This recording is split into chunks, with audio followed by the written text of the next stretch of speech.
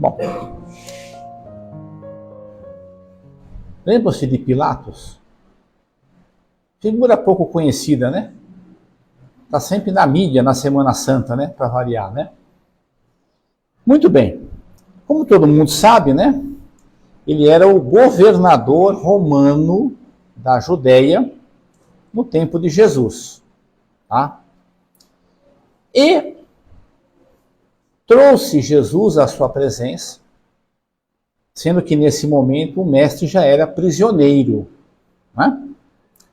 E pergunta para ele: és o rei dos judeus? Aí Jesus, né, com toda aquela calma, né, responde: meu reino não é deste mundo. E diz mais: se o meu reino fosse deste mundo, a minha gente houvera combatido para impedir que eu caísse nas mãos dos judeus. Esse texto está no Evangelho de João, no capítulo 18, versículo 33. Está lá para a gente ler e interpretar. Tá? Agora, o que será que Jesus queria nos deixar com essas palavras, né? Meu reino não é deste mundo. Né?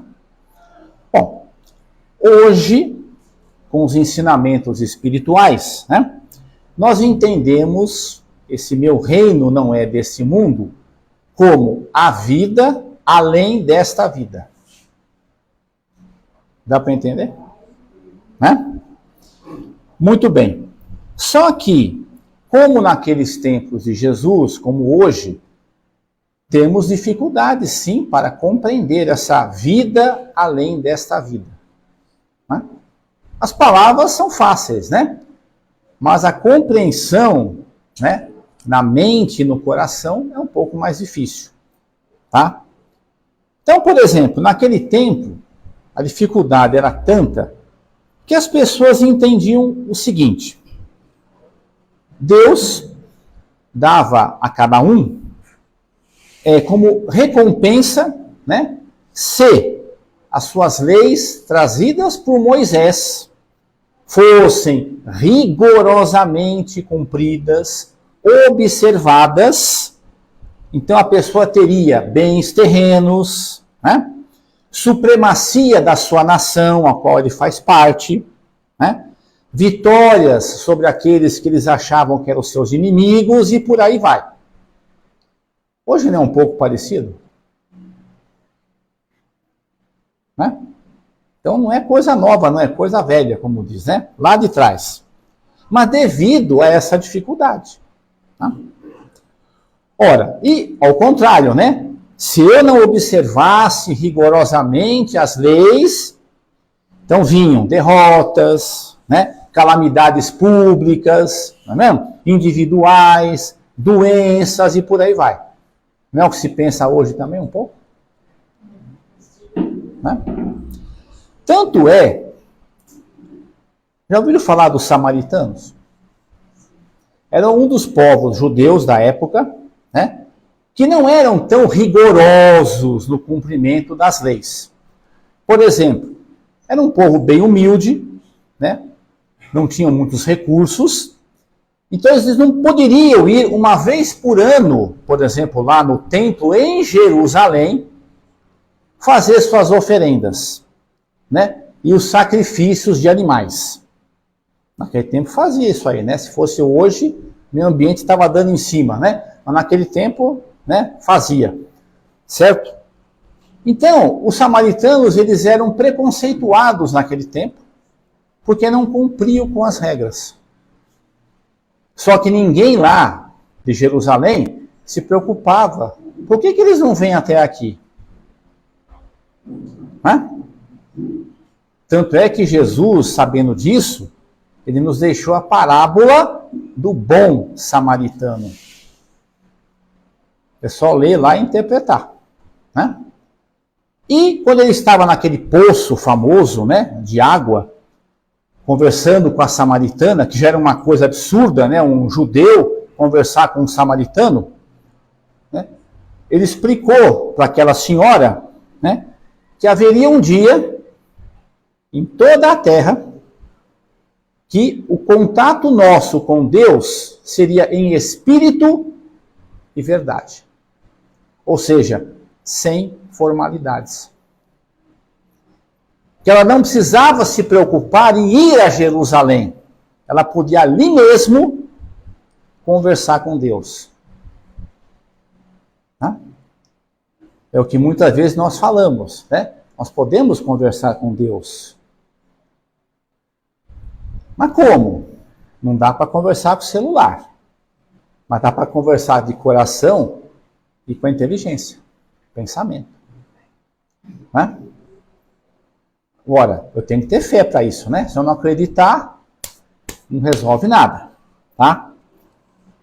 Então, Jesus queria mostrar para todos nós, né? Primeiro, que o nosso Pai Criador, ele não nos castiga ou nos recompensa com questões materiais.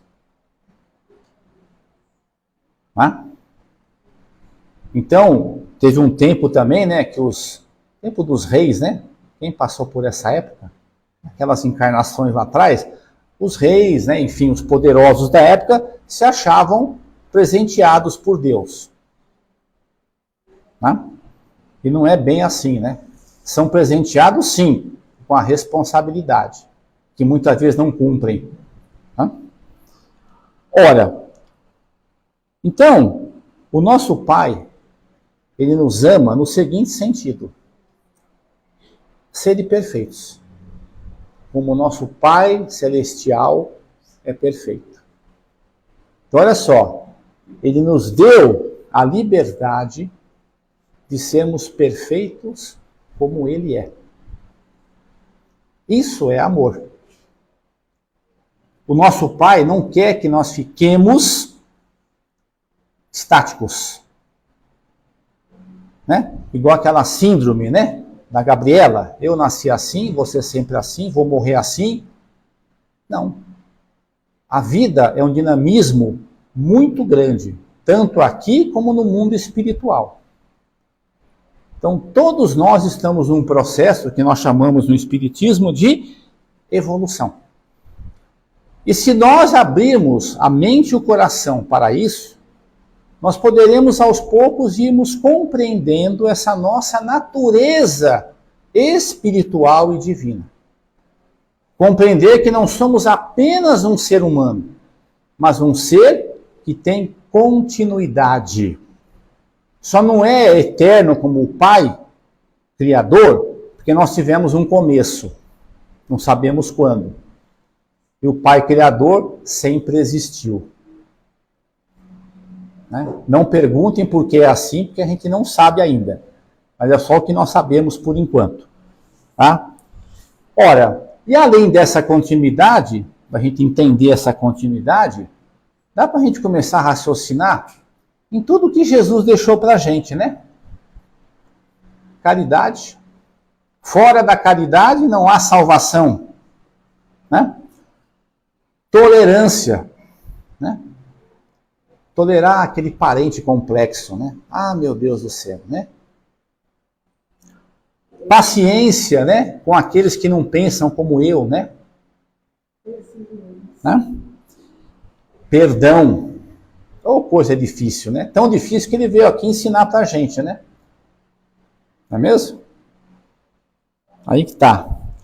Então, se nós reunir tudo o que ele deixou para nós, uma palavra define: amor.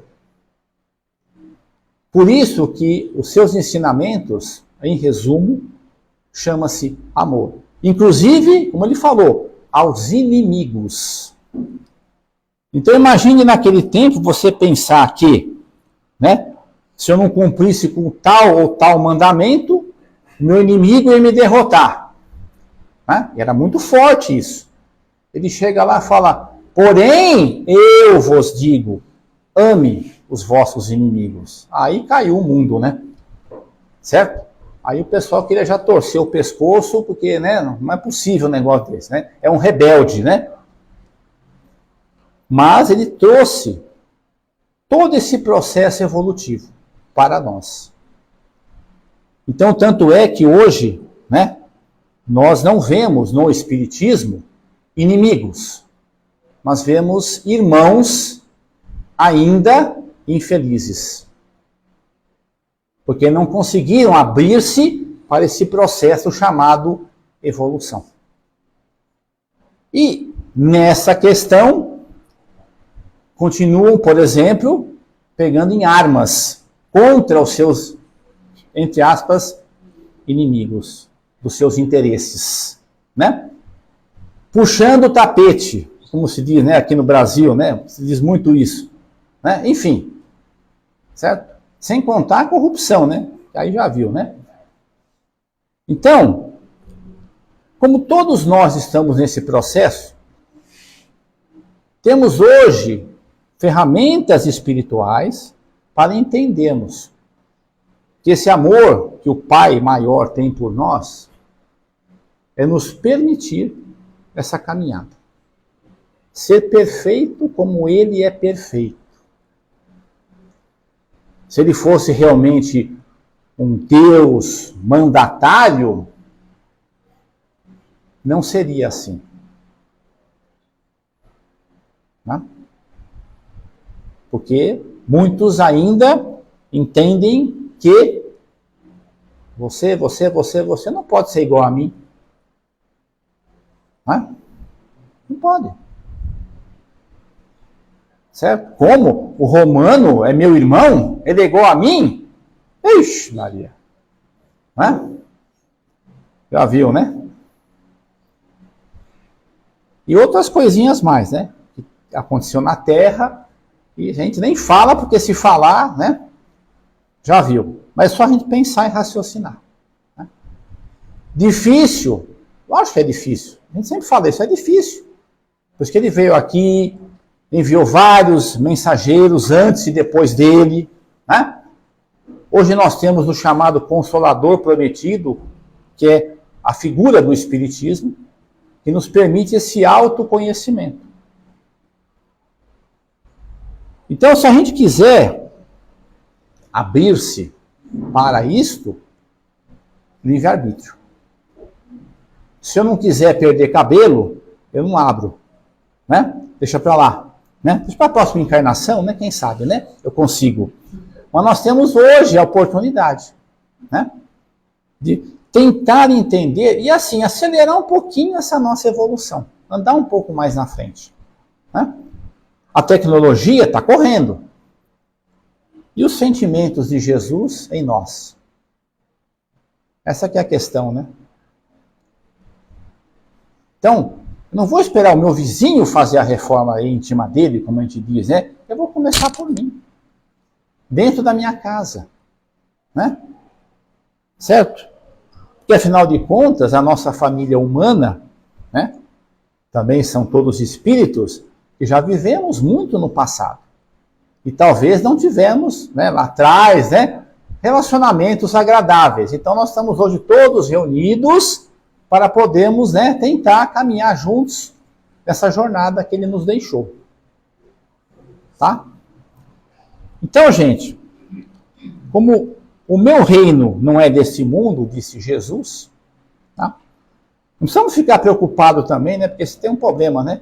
Ah, então não é daqui, então eu vou correndo para lá, né? Aí tem muita depressão que leva a cometer besteira, como se diz, né? Não é assim. Não podemos nos esquecer também que o nosso Pai, ele é onipresente. Então aí diz tudo. Então este mundo aqui, ele é divino. É criação dele. A matéria é uma ferramenta de valor inestimável para a gente evoluir. Por isso que nós estamos aqui. Tá? Até dizemos hoje, nós merecemos reencarnar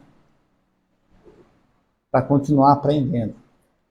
Quando estávamos lá, cada um no seu tempo, é claro, né? Nós nos dispomos a vir aqui para continuar o aprendizado. A prática dele. Né? Por isso que nós estamos. Nós mudamos alguma disposição íntima, espiritual, para estarmos aqui. Então, não é para acelerar, né, nada nesse sentido, mas é para aproveitar melhor, da melhor maneira possível, esta oportunidade. Teremos outras? Com certeza, mas a gente não sabe quando. Né? E até se fala em outro planeta já, né? Lógico, né? Na casa de meu pai há muitas moradas, né? Se assim não fosse, eu já gostaria dito. Certo? Por isso que a gente fala, qualquer coisa, reclamem com ele. Né? Discutam com ele, conversem com Deus, né? Conversemos com Deus, né? Não tem jeito, tá bom? Esse é o nosso caminho, tá? Mas que a gente possa olhar a nossa jornada aqui como uma jornada de valor. Não importa a nossa profissão, não importa o saldo da conta bancária, não importa nada disso. Importa o valor que eu dou a essa existência como evolução para sermos perfeitos, como o nosso Pai é perfeito. Né? Então isso engloba tudo. Né? Ok? Então quem gosta de estudar, como nós falamos, tá? Pode estudar lá o Evangelho de João, né? Esse capítulo 18, no versículo 33, tá? E aí tirar suas conclusões também, porque isso faz parte, né, gente? A gente fala que o Espiritismo ele é democrático, né? Ele permite que cada um de nós também tenha, né, a sua concepção, a sua consciência, né? Ele não é dogmático, né? Falou aqui, está falado, não é assim. A gente fala aqui só, como faz, só uma pincelada, né? Mas cada um de nós tem que desenvolver esse caminho de ser perfeito como o nosso Pai Celestial é perfeito. Tá bom?